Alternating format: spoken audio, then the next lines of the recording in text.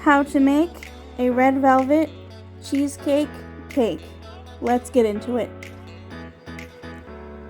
Make your red velvet cake according to package directions. If you have a red velvet cake recipe that you prefer instead of making a box cake, feel free to do that instead. Now we're going to work on a cheesecake layer. You want 2 8-ounce blocks of cream cheese in a medium to large size bowl at room temperature before you start anything. Now you want to beat them until they're nice and smooth using an electric mixer. Add 2/3 cups of granulated sugar. Now beat everything together again until it's light and fluffy and well mixed together. Add 2 eggs and beat again until well combined. Add 1/3 cup of sour cream,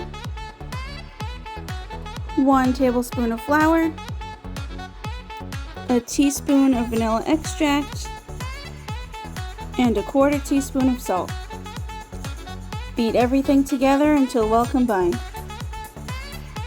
When everything is well combined, you want to take the same size cake pan that you used to make your red velvet layers and line it with some wax paper on top of a cookie sheet and carefully pour in your cream cheesecake into your pan.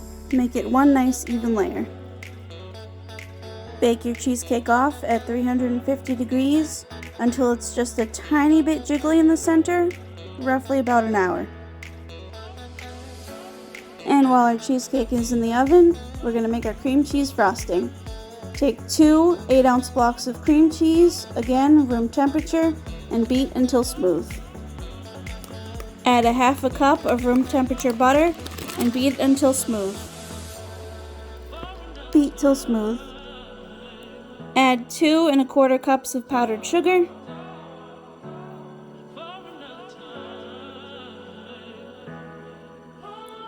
And 1 teaspoon of vanilla extract. Beat everything until well combined, carefully so it doesn't make a mess. And when your frosting is light and fluffy, you're going to put it in an airtight container and let your frosting chill in the fridge until up to 2 hours before we're ready to use it. And when your cakes are done cooking, you can either cut the tops off, or if you were like me and had a little extra batter, make the rest of the batter, even if there's only a little bit left, because we can crumble this up later and use it for decoration.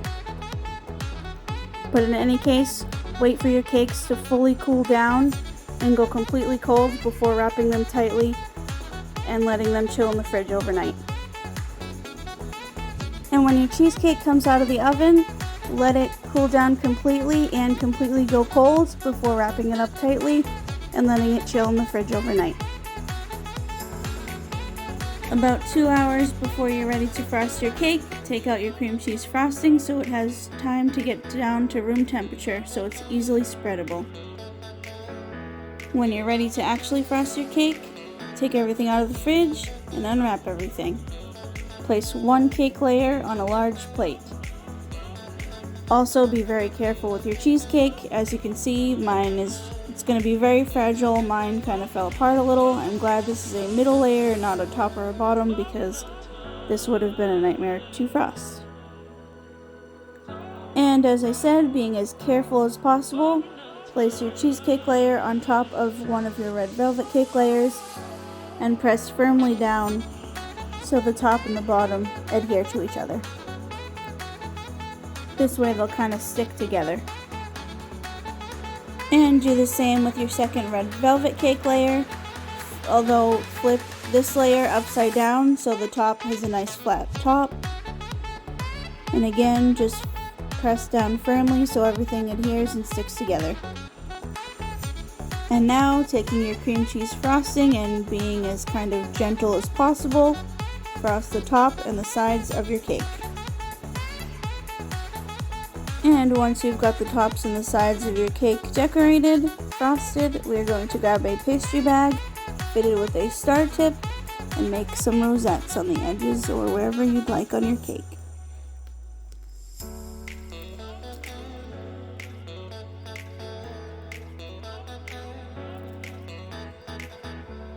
And once you're done making your rosettes, you're going to put your cake to the side for a second and grab the top of the cakes that you cut off or whatever leftover cake you had baked off.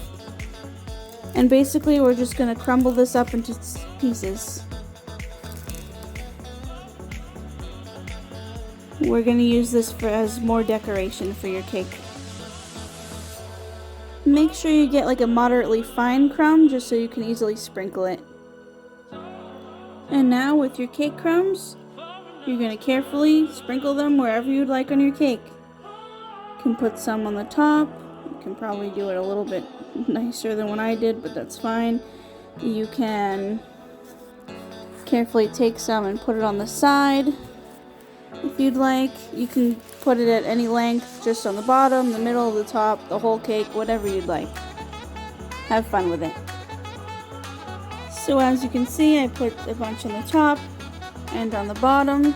I probably did roughly midway, maybe a little bit less all the way around. And this is perfect because even if you're not good at decorating cakes, this can hide a lot of mistakes. And when you're ready, serve and enjoy.